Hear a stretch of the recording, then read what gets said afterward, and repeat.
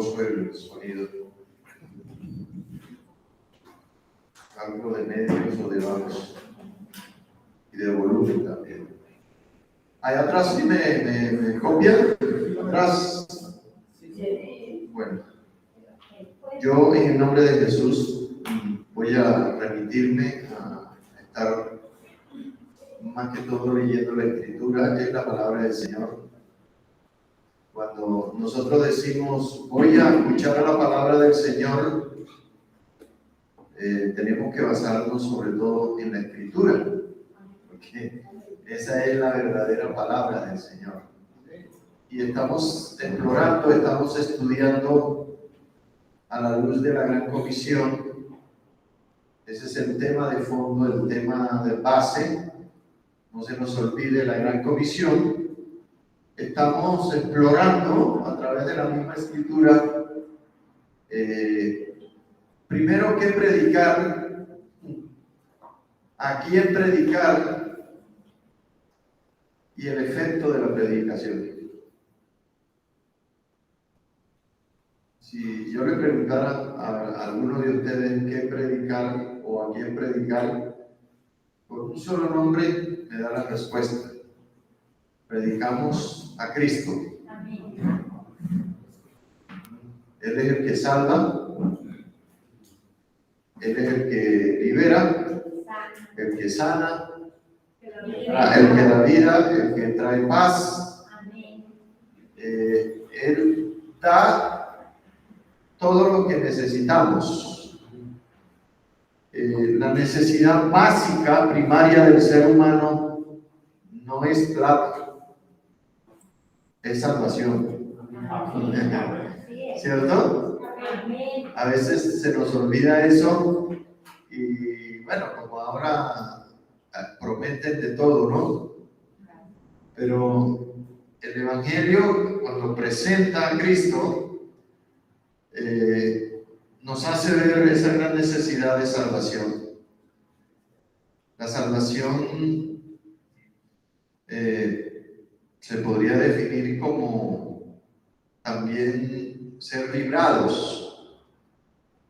Entonces somos librados del pecado, somos librados del diablo, de la muerte, del juicio eterno en el infierno, del juicio eterno en el infierno. Somos librados de tentaciones, somos librados de peligros, porque estando en el marco del pueblo de Dios, de la iglesia, el Señor nos libra de tantas cosas, accidentes, aún de la muerte, ¿no?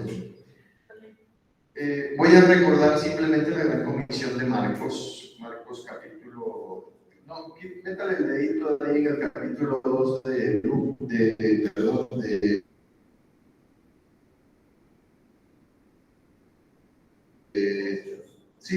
Lucas, ¿no? Escrito por Lucas. La Gran Comisión de Marcos, capítulo 16, versículo 15, 16, 17 y 18, es solo para hermanos. ¿Sí? Bueno, paren. Y sí, señor, paisanos míos. Tengo paisanos. ¿Nos regalan el nombre del señor y señora? Dice Cartucielo. Cartucielo. Les damos la bienvenida. Y todos nosotros con un aplauso caluroso.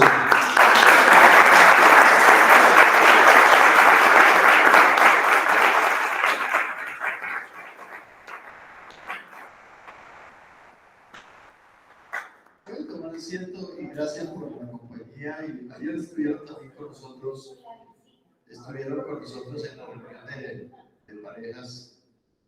Y bueno, que el Señor les ayude, les bendiga y también les abra el entendimiento para poder comprender esto.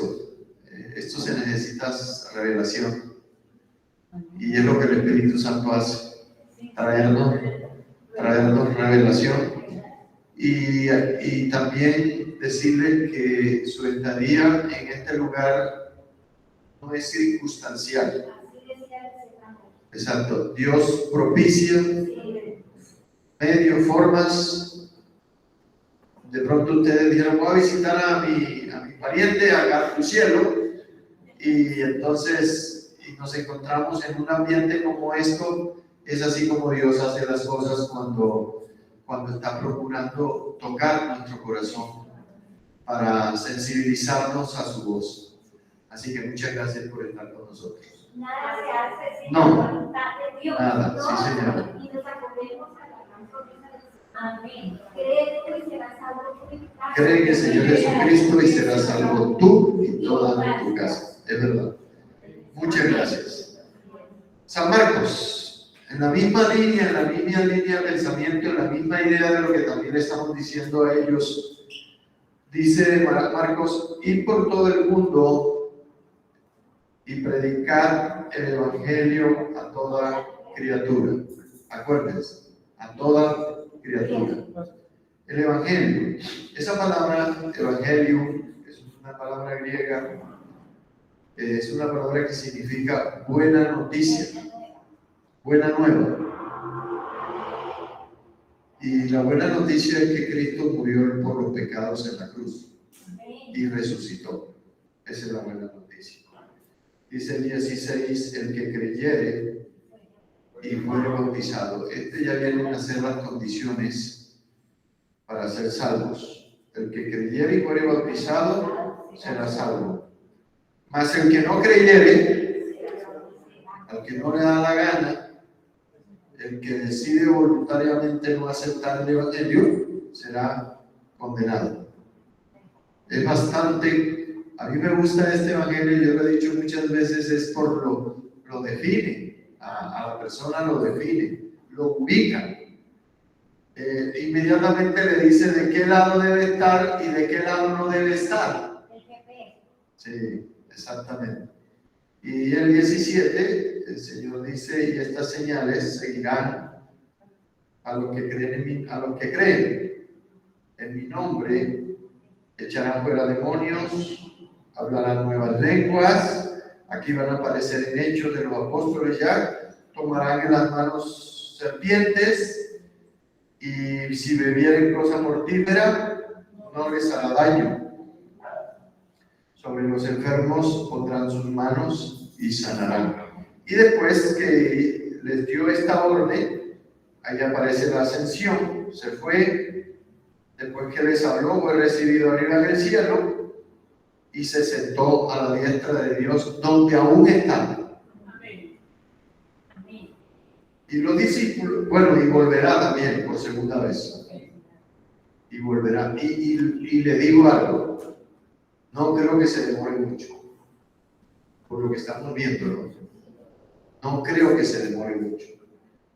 Y los discípulos, después que el Señor se fue, salieron y predicaron en todas partes. Y ellos inmediatamente comenzaron a hacer la tarea, ayudándoles el Señor y confirmando la palabra con las señales que la seguían, estas señales que están acá arriba. De sanar, de liberar de los demonios. Es decir, en algún sentido la iglesia ha sido comisionada para sanar, para liberar, para proclamar la verdad de Cristo. Es la única verdad. No hay dos verdades, no hay tres verdades. Única verdad. Solamente una sola verdad, así como tampoco hay muchos caminos. Solo hay un solo camino. Yo soy el camino, no dijo uno de los tantos caminos. Él dijo yo soy el camino y también dijo yo soy la verdad, la única verdad, y también soy la vida, la única verdadera vida. Porque se puede tener vida también de cualquier manera. Como solíamos hacerlo cada uno de nosotros antes de conocer a Cristo.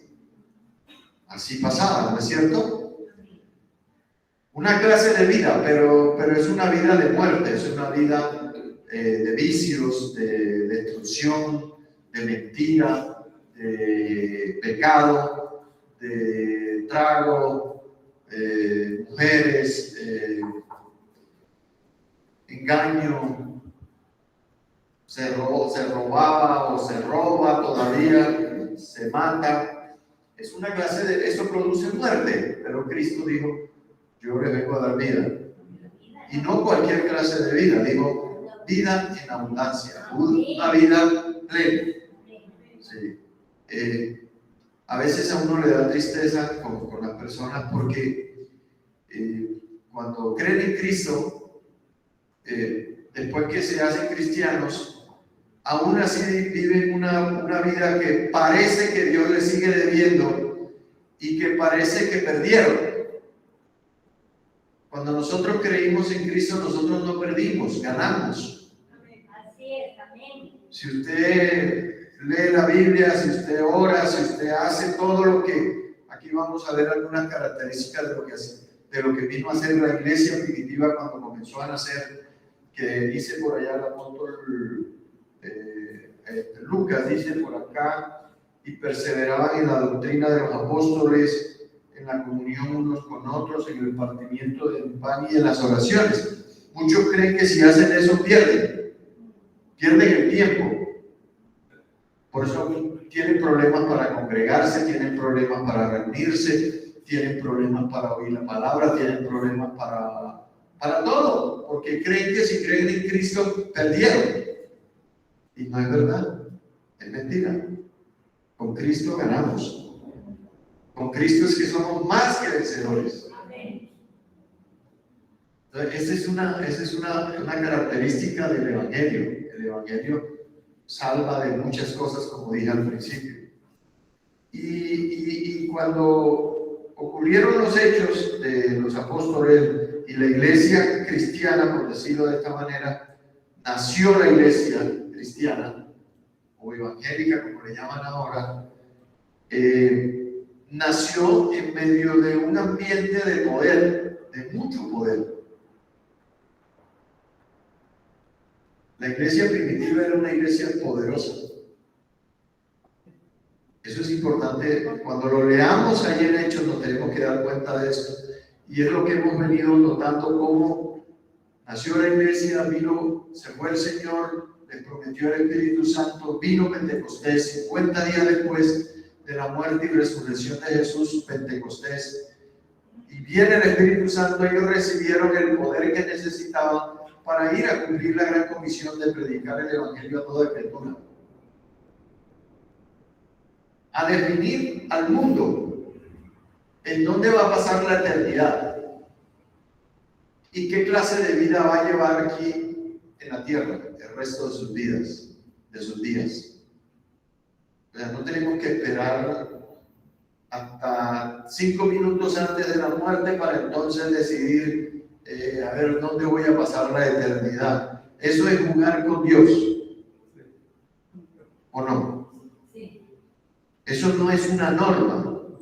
Eso son cosas o casos excepcionales en donde Dios en su misericordia permite que por ahí 1, 2, 3, 5 días, un año, qué sé yo, Él permite cosas en la vida y encontrarnos al borde de la muerte para entonces pensar en Dios y decir, bueno, Señor, yo creo que te necesito. Me rindo, no peleo más contigo. Eso pasa, ¿no? Amén. Por la misericordia de Dios. Pero esa es la excepción. La norma es que al escuchar la predicación de presentarlo a Cristo, esa persona inmediatamente se quedó sin oportunidad más, se quedó sin excusa delante de Dios. El Evangelio te deja sin excusa delante de Dios. La obra de Cristo en la cruz nos deja sin excusa. Es un hecho consumado a favor nuestro, a favor de la humanidad, para librarnos de la muerte y del pecado y del juicio. Entonces, o lo aceptamos o lo rechazamos. Pero no podemos estar ahí jugando al cielo y al infierno al diablo y a Dios. No podemos, tenemos que definirnos, porque nadie tiene garantía de que mañana va a amanecer vivo. Ninguno la tenemos, ni aún siendo cristianos la tenemos. La muerte de Jesús te garantiza la salvación, pero no te dice qué día te vas a morir. No presumamos, es el pecado de presunción de que vamos a tener otra oportunidad. Por aquí en algún lado yo estaba leyendo de que ayer creo que alguien lo leyó, o hoy no me acuerdo si fue que lo leí yo y me confundí un poco, pero dice que he aquí ahora, hoy, el día de salvación. Es hoy. No es cuando a mí me dé la gana, no es cuando yo quiera. Es que si se me presentó la oportunidad, yo debo aprovecharlo. No hay garantía de vida, es importante eso. No, que cuando esté viejito, que cuando, con las excusas que le salen a uno, ¿no? Cuando tenga los 5 minutos antes de morir, entonces pues venga y quién sabe si el que fue esa vez ya se murió. Quién sabe si tendrá esa oportunidad. De manera que hay que aprovechar la oportunidad que el Señor nos da. Amén. Amén. Bueno, ya otra vez la promesa del Espíritu Santo, la ascensión, eligieron al sucesor de Judas que se mató, eligieron a Matías, no el Matías que anda por acá, no, otro Matías, y se completó nuevamente el grupo de los 12, y en el capítulo 2 viene Pentecostés. Ya lo estuvimos leyendo el domingo pasado. Cuando llegó el día de Pentecostés, estaban todos unánimes, juntos, con la expectativa de saber qué era lo que iba a pasar con la promesa de Jesús, o la promesa de Dios en Joel. ¿Se acuerdan que la estuvimos leyendo? Y ellos estaban expectantes, estaban en el lugar, en el aposento alto, donde se cree habían tenido la última cena. Y el Señor pues le dice: no se vayan hasta que venga la promesa del Padre, porque Jesús mismo sabía que sin el poder del Espíritu Santo ellos no iban a poder cumplir la gran comisión. Igual para nosotros hoy. Esa es una norma. O sea, nosotros sin el Espíritu Santo no podemos hacer nada. No podemos convencer a nadie de pecado, no podemos salvar a nadie, no podemos. Eso lo hace Él soberanamente. Y entonces ellos estaban a la expectativa. Además, es bueno recordarle a los hermanos que ellos tenían muy fresco todo lo que había pasado hacía 50 días, ¿cierto? La muerte, los juicios, lo condenaron a Jesús, lo crucificaron, ellos lo vieron ahí. Muchos de ellos, si no todos, yo digo que todos, lo vieron morir en la cruz, vieron cuando expiró, cuando dijo: Padre, en tus manos encomiendo mi espíritu, y inclinó la cabeza y murió. Vieron cuando el soldado lo traspasó, como para asegurarse de que estuviera muerto, porque algunos dicen que él se estaba haciendo el muerto. El soldado y los soldados eran muy expertos en lo que hacían, porque ellos apuntaban al corazón. O sea que si, por si acaso, como sospechaban algunos, él se estaba haciendo el muerto, con la lanza atravesada se despeja toda duda, ¿no? Eso es para los escépticos, para los que no creen la Escritura. Yo creo que él, cuando dijo: Padre, en tus manos encomiendo mi espíritu, ahí murió. Él murió. Y lo vieron cuando lo bajaron, lo vieron cuando lo pusieron en el sepulcro, y lo vieron como 3 días después la tumba estaba vacía. Y él se desapareció, dice, durante 40 días. Dice aquí Lucas, se desapareció a los discípulos, hablándoles este énfasis es muy importante en la predicación del Evangelio, hablándoles acerca del reino de Dios. El tema de Jesús siempre y de los apóstoles siempre fue el reino de Dios. Un reino en donde ideal, donde todo es maravilloso, donde todo es especial. Y a ese reino es que el Evangelio invita a entrar, pero tiene que ser bajo las condiciones de Él, no como a mí me parece, no como yo creo, no que yo tengo mi Dios, mi Diosito lindo, mi Dios a mi manera, no, a la manera de Dios, del Padre, a la manera del Rey de Reyes, el Rey del Reino. Nosotros no entramos a un club religioso. Nosotros no entramos a una religión, porque esa es la mayor excusa de los seres humanos hoy en día. Yo tengo mi religión. Jesús no nos manda a entrar a ninguna religión. Él nos manda a entrar es al reino. Y él dice, Pablo dice que él nos trasladó del reino de las tinieblas al reino de su Hijo amado, el reino de Dios. Es un asunto de reino. Lo que nos mantiene salvo es entrar al reino y permanecer en el reino. ¿Cierto? Entonces, yo digo que la mayor trampa del diablo a los seres humanos es hacerles creer que si forman parte de una religión, cualquiera que sea, o secta, o lo que sea, esa religión o esa secta es sinónimo del reino, y no. Una religión nunca es sinónimo de reino. Es eso, una religión. Pero no salva, no libera. El que salva es Jesús. Además, acuérdense, Jesús dijo, yo soy la puerta. Hay un reino que tiene una puerta. Y en esa puerta no está Pedro, aunque lo vamos a ver hablando aquí. A la gente le han hecho creer que, porque como el Señor le dijo a Pedro, tú eres Pedro, acuérdense de la confesión de Pedro, tú eres Pedro y yo a ti te daré las llaves del reino. Bueno, las llaves del reino no tienen nada que ver con que Pedro es el que está en la puerta para decidir quién entra o quién sale. No, él no está, la puerta es Cristo. Él dijo, yo soy la puerta. Tampoco hay 10 puertas, tampoco hay 2 puertas. Bueno, sí hay 2 o 2 caminos.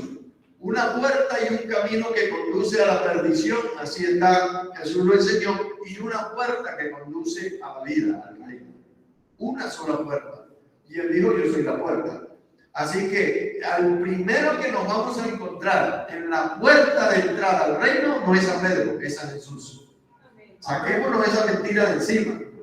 Si el Papa todavía lo enseña, dígale mentiroso, porque no es verdad que Pedro sea la puerta y que Pedro sea el que tiene las llaves. Esas llaves tienen que ver con que en este mismo día del Pentecostés, el que levantó la voz fue Pedro.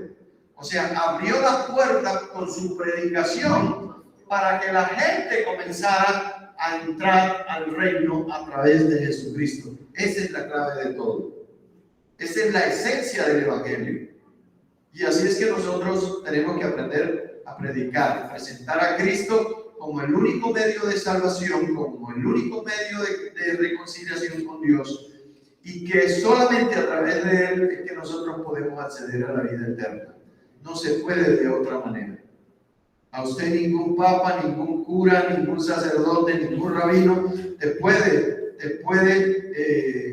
entrando en su ¿cómo se llama? En su religión, en su estructura religiosa te puede salvar.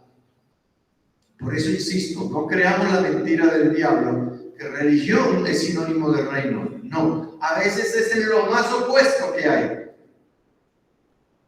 Porque la religión lo que ha hecho es crear un sistema que te habla de Dios, te usa incluso la Biblia, pero en la práctica es como entrar a ese lugar o a esa estructura de la manera en que ellos han establecido, no como Dios dice.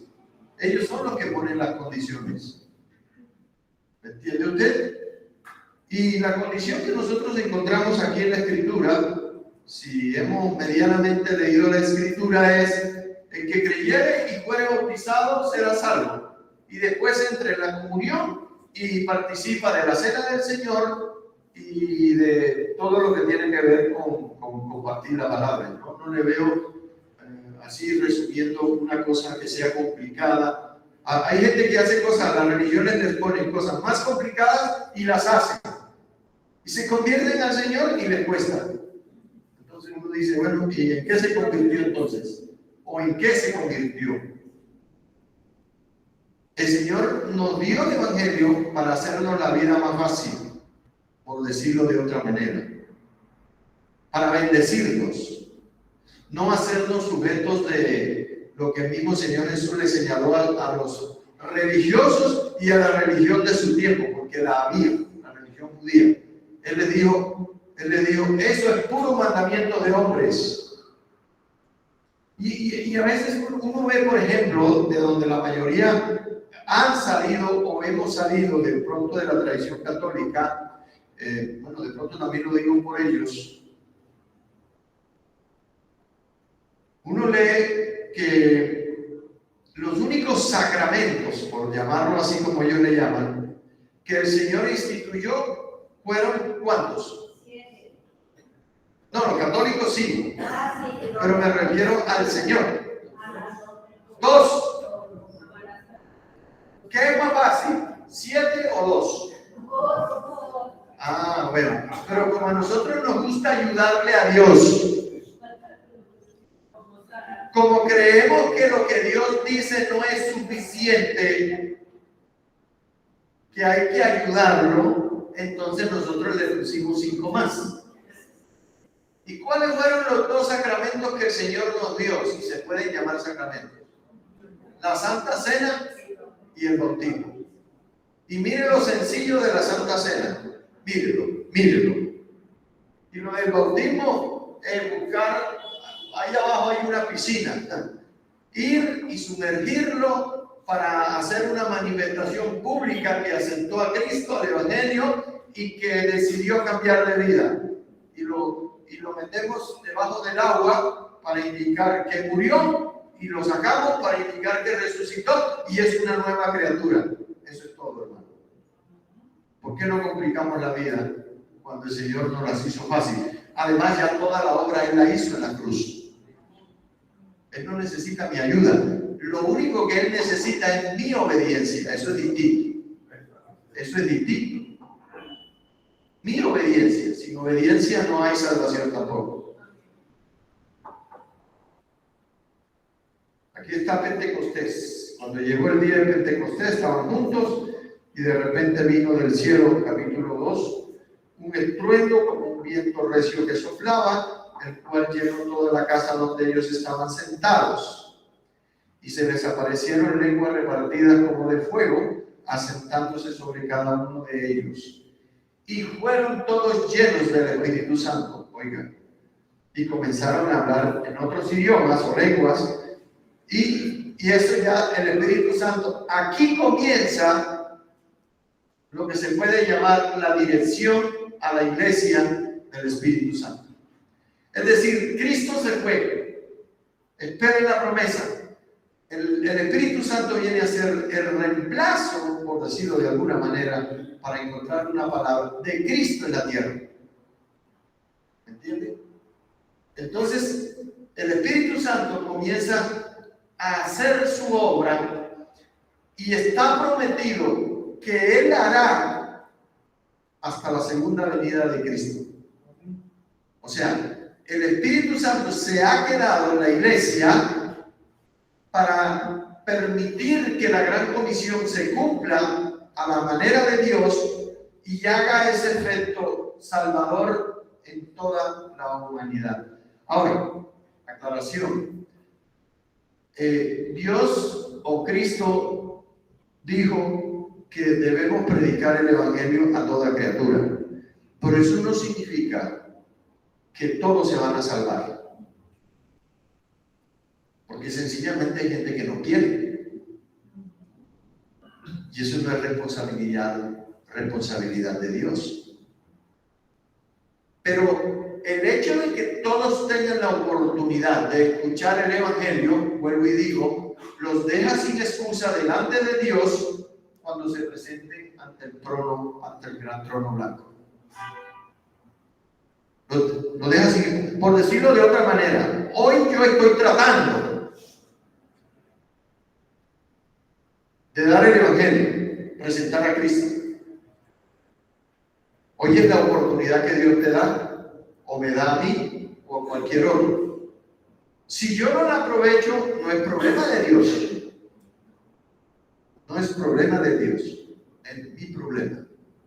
Porque ya tuve la oportunidad. ¿Qué debo hacer con ella? Aprovecharla. Aprovecharla. Entonces aquí llega el Espíritu Santo para convencer. Jesús dijo que el Espíritu Santo convencería al mundo primero de pecado. Ese es el primer problema del ser humano. Pecado. ¿De qué más? De justicia y de juicio. Y él dice, de pecado por cuanto el pecado es no creer en Cristo. De justicia por cuanto el príncipe de este mundo, Satanás, ya fue juzgado. Y de justicia, no me acordé del resto, pero son 3. Y de juicio, ¿no? De juicio. Y habló algo también del príncipe. ¿Cómo es? De justicia por cuanto voy al Padre. De justicia por cuanto voy al Padre. De pecado por cuanto no creen en mí. Y de juicio por cuanto el príncipe de este mundo, Satanás, ha sido ya juzgado. No sé quién fue el que lo dijo, pero lo leí, me gustó. Digo, la cruz, que es un símbolo de muerte, muchos lo usan para protegerse. La cruz es un símbolo de muerte. La cruz de Cristo es la victoria sobre el pecado. La tumba vacía es la victoria sobre la muerte. Pareciera que como que divide la obra de Cristo en 2 pedazos. En realidad la obra de Cristo es una sola, es integral. Pero me parece que tenía razón también este hombre. La cruz, símbolo de la victoria sobre el pecado. La tumba vacía, símbolo de la victoria sobre la muerte. El mayor problema del ser humano es la muerte. ¿Cómo nos libramos de ella? Pero hay una clase de muerte que es la muerte espiritual, que esa es la grave, esa es la del problema. Porque en cuanto a la muerte física, es probable, aunque cabe esta comilla aquí, usted puede ser la generación que vea a Cristo volver por segunda vez. Entonces no moriríamos. Acuérdense que Pablo habla en Tesalonicenses de eso. Dice que seremos transformados, no moriremos, sino que seremos transformados y el cuerpo se nos vuelve glorioso y en esa condición podemos acceder a la gloria. Eso lo dijo el apóstol Pablo. Pero por lo general, aún siendo salvos, la muerte, porque es que también Jesús dijo que el último enemigo que será vencido totalmente es la muerte. En la cruz ya él obtuvo una victoria. Estoy hablando espiritualmente hablando, porque es que esto puede confrontar por el hecho de que uno muere, se sigue enfermando y se sigue muriendo, pero ya Cristo venció todo eso. Ya lo venció. Y así nos juramos, si morimos en Cristo, vamos a ser salvos. Con cuerpos que no tienen nada que ver con la corrupción, con cuerpos que no tienen nada que ver con la enfermedad, porque vamos a ser resucitados, nuevos cuerpos, con cuerpos que no van a tener nada que ver con el dolor, como dice Apocalipsis, ¿no? Que allí no habrá más muerte, ni más llanto, ni más clamor, ni más dolor. Allí, en ese estado de cielo, en ese estado de reino, no existen estas cosas. Eso lo trajo el pecado del hombre, el suyo y el mío. Trajeron esto como consecuencia. Esa es la maldición del pecado que la recibió Adán y Eva cuando el Señor les dijo, ¿qué les dijo? Si comen de ese árbol, morirán. Y como nosotros somos descendientes de Adán y de Eva, entonces recibimos la maldición también. Y no solamente nosotros, la tierra recibió la maldición también. Porque yo digo, si ellos no hubiesen recibido la maldición, ni los árboles morirían, ni los animales tampoco morirían. ¿Cierto? Pero mueren también. La definición de muerte natural es separación. Separación. La muerte natural es separación y la muerte espiritual también es separación. Se separa el cuerpo, se separa el alma. Sí. Se separa, pero el separarse de Dios es lo peor que puede ocurrir. Es separado, y lo peor aún, separado de Dios por la eternidad. Porque aquí descubrimos otra mentira de la cual Inés y Heriberto eran muy defensores. Eran de que si yo rezo por el que se fue hace rato, por mi papá y por mi mamá, entonces yo la saco del purgatorio y la mando para el cielo. Eso es lo más satánico que hay. Es la peor mentira porque engaña a la gente en cuanto a su seguridad de salvación. El que se murió se acabó. Ya tuvo todo el tiempo de salvación acá. Ya lo tuvo. Y si fue irresponsable con esa decisión de recibir a Cristo y de ser salvos, entonces ¿cómo así que después los que quedan vivos tienen que gastar platica y tienen que pagarle allá a los curitas para que les hagan misas y rezos y oraciones para sacarlos de un lugar que también se inventaron ellos, que se llama el purgatorio? El purgatorio no existe. La peor herejía de la tradición es el purgatorio. Niega a Cristo, la obra de Cristo, la eficacia de la obra de Cristo. ¿No es así? Esa es la peor herejía. La niega, la minimiza, le quita el poder y niega la palabra. Niega el infierno. Porque si todos pasan por el purgatorio y van al cielo, ¿para qué sirve el infierno? ¿Para qué? Entonces, obviar al infierno para llegar a la presencia de Dios, utilizando a Pedro, las misas, los rezos, las oraciones, es mentira. Es negocio. Es un negocio. Es el negocio más grande de la Iglesia Católica Romana. Pagar misa al paquete. El purgatorio. El purgatorio. Y el problema es que nunca te dicen cuándo sale. Te paga y paga y paga y paga y nunca te dice si ya sacó la cabeza, el brazo, el pie o si salió completamente. Y si tienes platica, nunca te van a decir cuándo, porque es un negocio. Es negociar con la salvación de las personas, el alma de las personas. Entonces, hermano, yo, pues hasta los curas se los he dicho, no sean mentirosos. Porque nadie, si Cristo nos salva, nadie salva. El Papa nos salva, la Virgen María nos salva. Ni mis obras. Ni mis obras me alcanzan, nunca me van a alcanzar.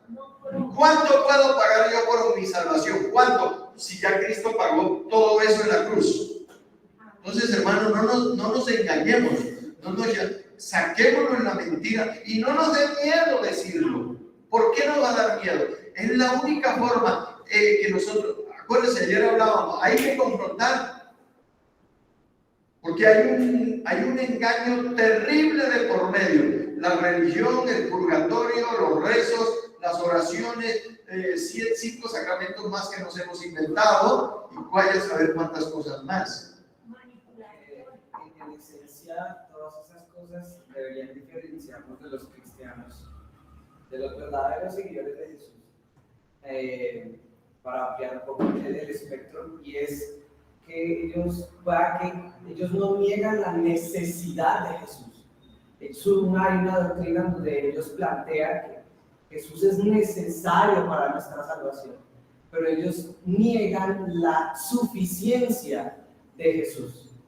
Y tenemos que, como seguidores de Jesús, que nos decimos entender mucho más claramente el Evangelio, ser abanderados de eso. Y ahí también partió la Reforma Protestante, de que ni indulgencias, ni obras por aquí, ni por de allá, caridad, ni nada de eso, le añade o le quita a la obra de Jesús. Jesús es necesario y suficiente. El único necesario y suficiente. Esa es la realidad. Entonces, al sacarnos la mentira, no sé, lo que pasa es que, miren, ¿saben qué es lo que pasa con el ser humano?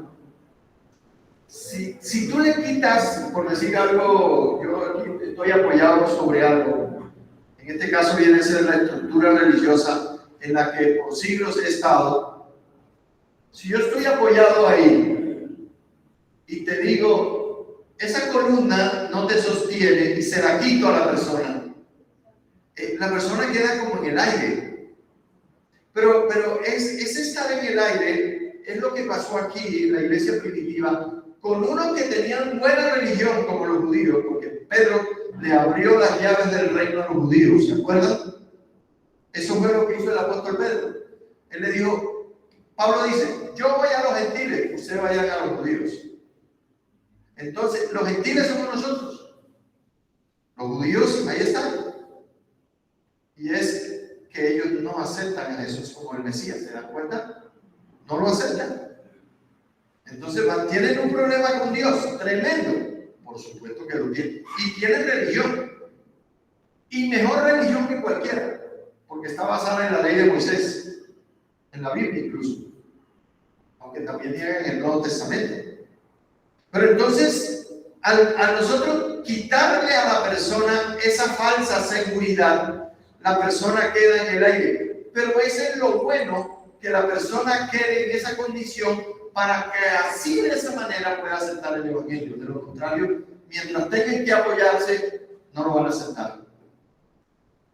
¿Ven? Y aquí pasó eso. Mira, Pedro, cuando el primer discurso de Pedro en el versículo 2:14, hablaron, vino el Espíritu Santo, hablaron en lenguas nuevas, que entendía la gente, no de confusión, como pasa mucho en otras iglesias, y hablaban de las maravillas de Dios, y aparece en el primer versículo 14 el discurso del apóstol Pedro.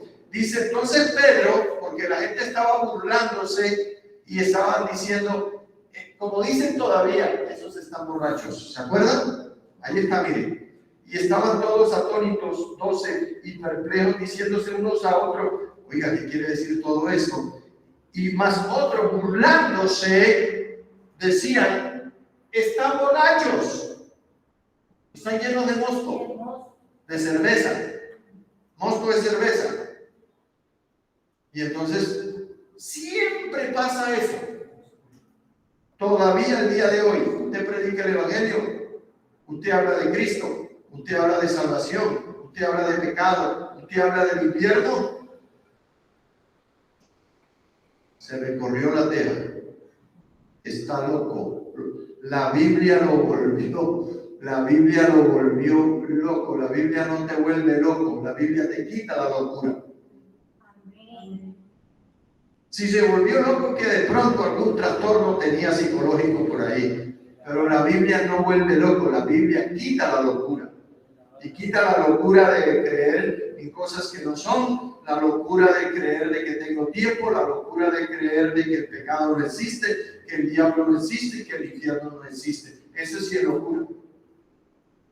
Eso es la del avestruz, meter la cabeza, pensando de que si mete la cabeza, la tormenta no le va a tocar las nalgas. Eso es así.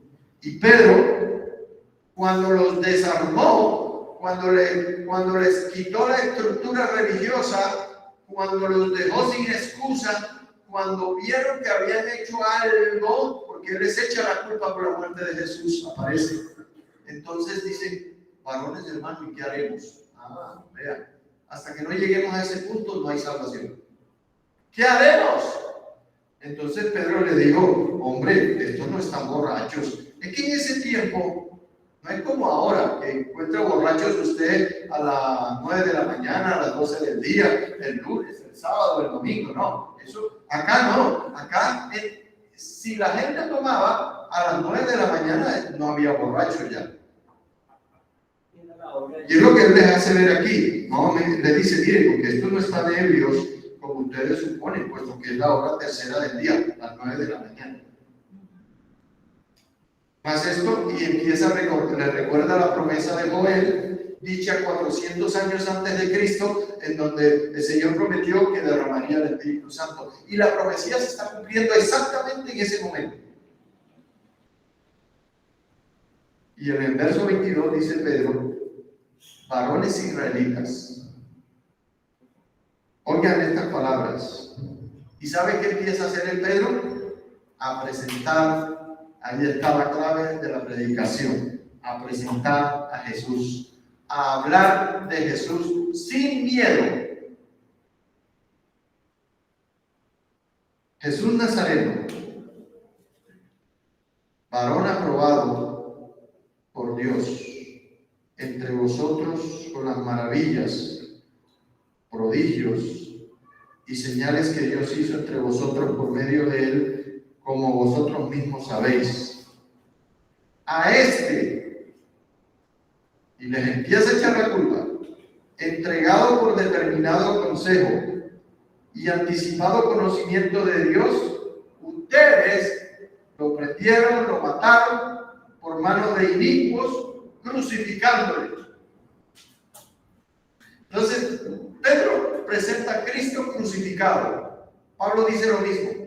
Yo no tengo, lo único que quiero saber es de Cristo y este crucificado. 24. Al cual Dios levantó de los muertos. ¿De qué está hablando? De la resurrección. Y dice, suelto los dolores de la muerte, por cuanto era imposible que fuese retenido por ella.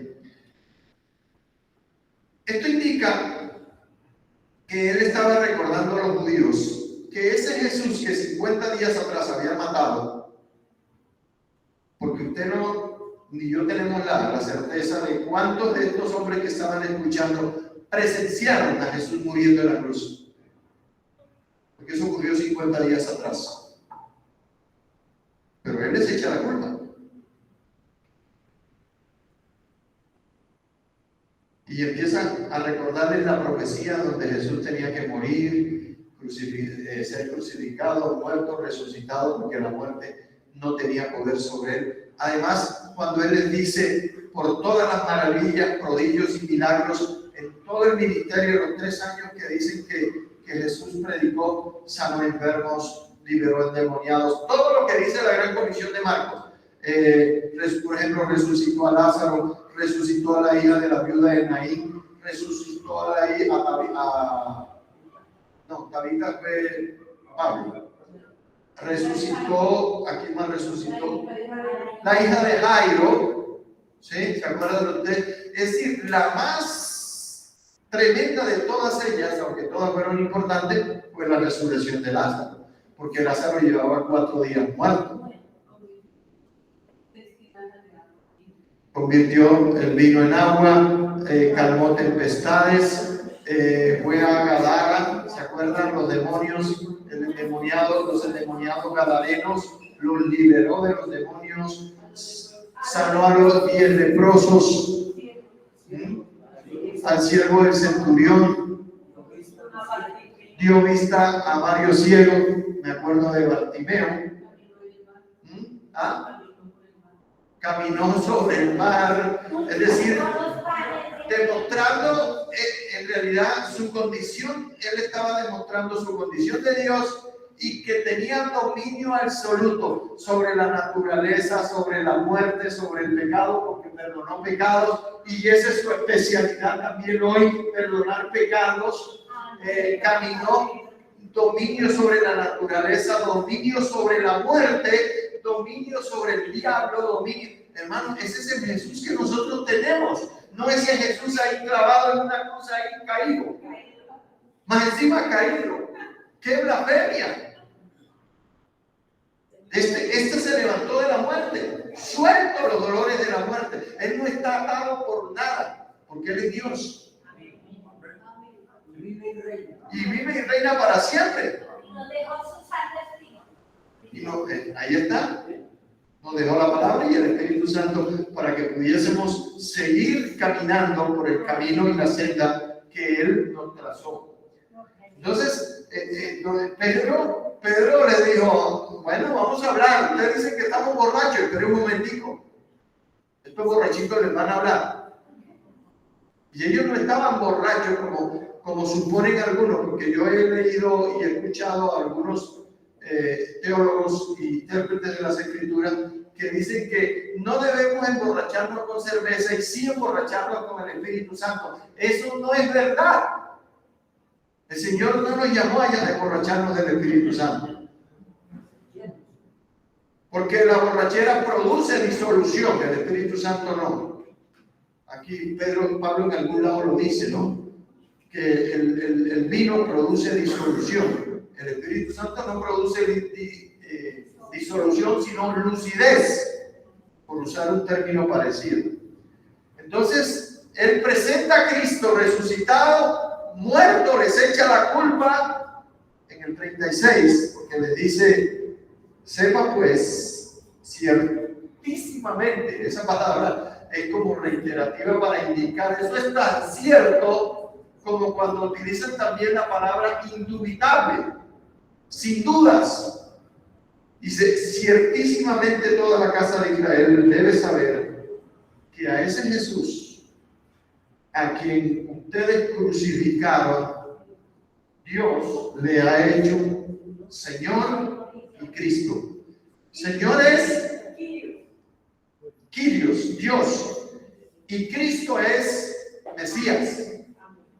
Y esa es la palabra griega de ungido, Mesías. Mesías también significa en hebreo ungido. A ese lo ungió Dios para que Él sea el que muera por los pecados de la humanidad, a Cristo. Y ahí aparece la reacción. Ahí cuando le quitan la columna, cuando le quitan su apoyo, cuando le quitan la burla, cuando te quitan la excusa, entonces están dadas las condiciones para que pase lo que pasó a continuación aquí. Y entonces dijeron, ¡ay! ¿Cómo así? ¿Nosotros lo matamos? Estoy tratando de parafrasear un poco. ¿Nosotros lo matamos? ¿Cómo así? O sea, ese resucitó, ese que nosotros vimos morir, resucitó. ¿Ustedes son testigos de eso? Sí, nosotros somos testigos de esas cosas. Entonces dijeron, ¿qué hacemos, varones, hermanos? ¿Qué hacemos? ¿Qué haremos? Ahí está clarito en el verso 37. Y Pedro les da la solución. Cuando te quitan la columna y te dicen que es mentira todo eso que tú has creído, entonces él les dijo, miren, tienen que hacer lo siguiente. Arrepiéntanse. Aún de haberlo matado. Porque muchos de los que estaban ahí es probable que estuvieran allá. Crucifícale, crucifícale, crucifícale. Y en algún sentido, toda la humanidad, aunque no estuvo allá, es culpable por la muerte de Jesús. Tu pecado y mi pecado indican que yo soy culpable. Porque la paga del pecado es muerte. Así lo dice el apóstol Pablo. Y entonces le digo, arrepiéntense de eso y bautícese cada uno de vosotros. Aquí cobra importancia lo del bautismo. Y No le quiero caer a nosotros otra vez con el asunto del bautismo, cómo es el verdadero bautismo. Dice, bautícese en el nombre de Jesucristo y mire, ¿para qué? Para perdón de los pecados. Y entonces reciben también lo que nosotros hemos recibido y de la cual ustedes dicen que estamos borrachos. Recibirán al Espíritu Santo. Porque es para ustedes la promesa. Y para vuestros hijos. Miren que aquí hay una promesa muy linda. Y para todos los que están lejos, pues nosotros estamos muy lejos. Estamos a 8.000 kilómetros de distancia más o menos. ¿No? Y para cuando el Señor nuestro Dios llamare, pues Dios te está llamando. Siempre el llamado es así. Dios te está llamando. Sea una persona, sea una masa de personas. Aquí era una masa de personas a cuando el Señor llamare. Y les decía en el verso 40, y con estas, con otras muchas palabras, testificaba y les exhortaba diciendo, miren, sed salvos ¿de qué? De esta, de lo que hablábamos ayer, perversa generación. Y siempre lo dice en presente, cada generación es así, la llama perversa. Donde hay pecado y perversidad. Así que, mire el 41, los que recibieron su palabra, ¿qué pasó? Fueron bautizados y se añadieron aquel día como 3.000 personas. Oiga, esto fue tremendo. Eso fue tremendo. Como 3.000 personas, o sea, la concurrencia era grande. Es que acuérdense que el hecho dice que cuando oyeron el estruendo y cayeron inmediatamente. ¿Qué es esto? ¿Qué pasó aquí? Pero era la promesa de Dios. Y el verso 42, como indicando, porque aquí está naciendo la iglesia, de alguna manera, aquí donde nace la iglesia. Yo, en lo particular, difiero un poco en cuanto al nacimiento de la iglesia como tal, porque es que la iglesia en realidad ya había nacido cuando Cristo llamó a los 12.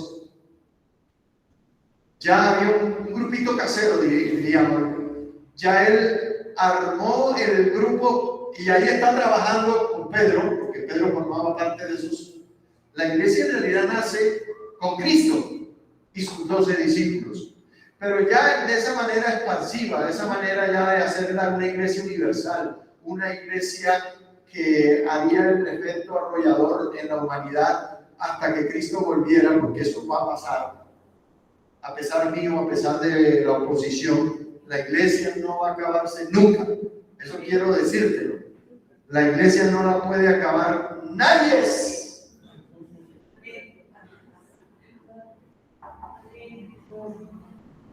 Así que el diablo no se puede hacer ilusiones en cuanto a eso. La iglesia permanecerá en la tierra hasta que Cristo vuelva por segunda vez.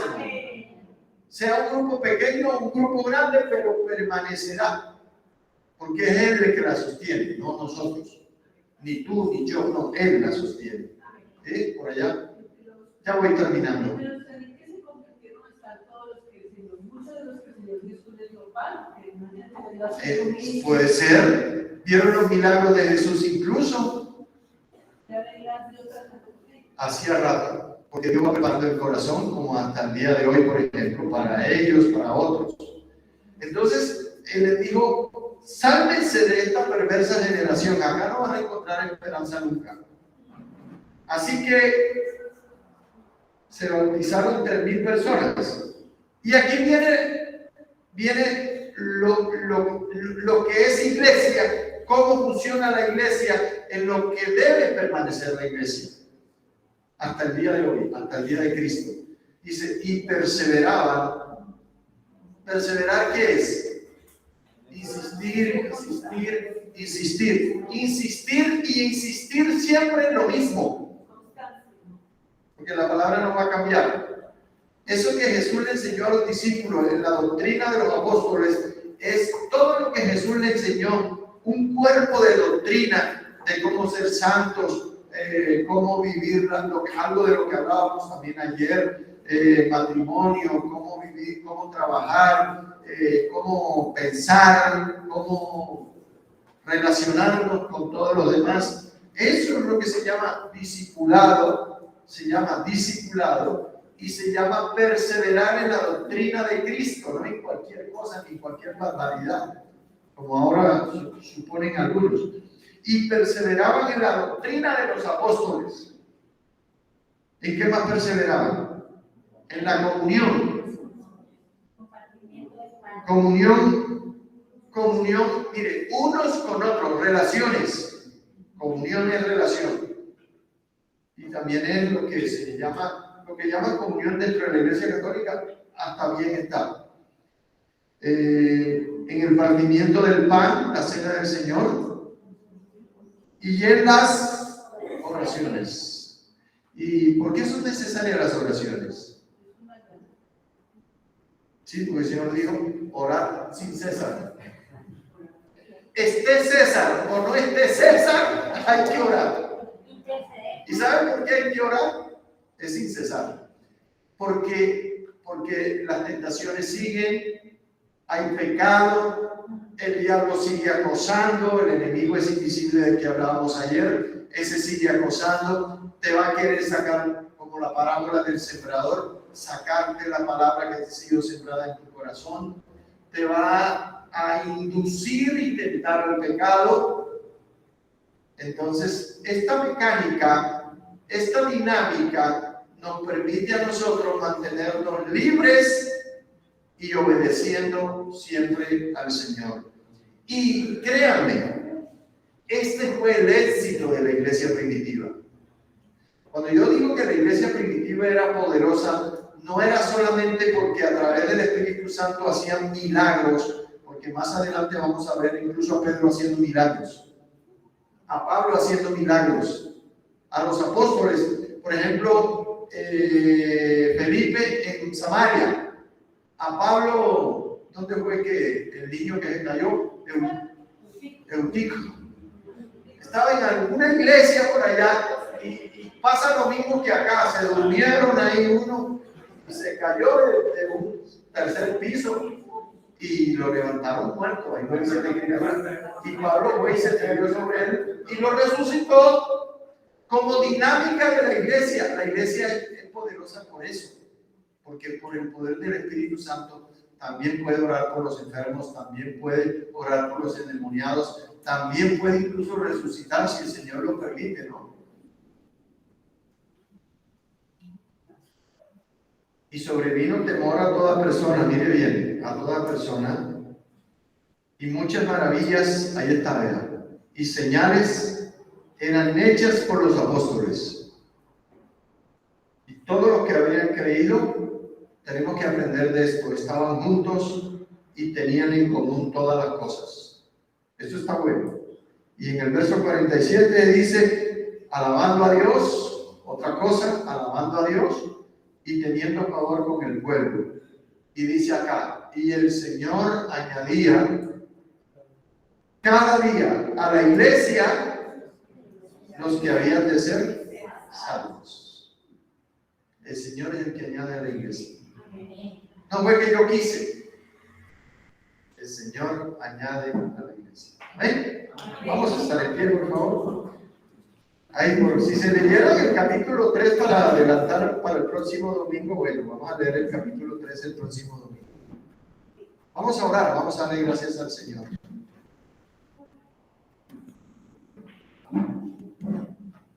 Vamos a confesar que